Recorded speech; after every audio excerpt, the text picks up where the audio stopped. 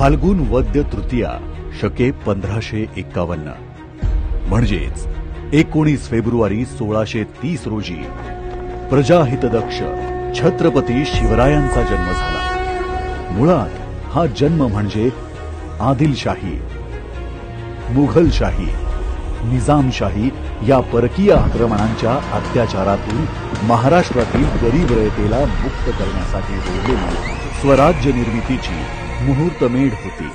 आणि म्हणूनच अस्मानी सुलतानी संकटांच्या वादळातून गुलामगिरीत खितपत पडलेल्या रयतेमध्ये प्राण फुंकून त्यांच्यातून एक लाख मोलाचा मावळा उभा करत प्रजाहितवादी स्वराज्याची स्थापना करण्याचे लोककल्याणकारी कार्य शिवछत्रपतींनी केले। आणि हे शक्य झाले ते राजमाता जिजाऊंच्या संस्कारात घडलेल्या शिवछत्रपतींच्या व्यवस्थापन कौशल्यामुळे।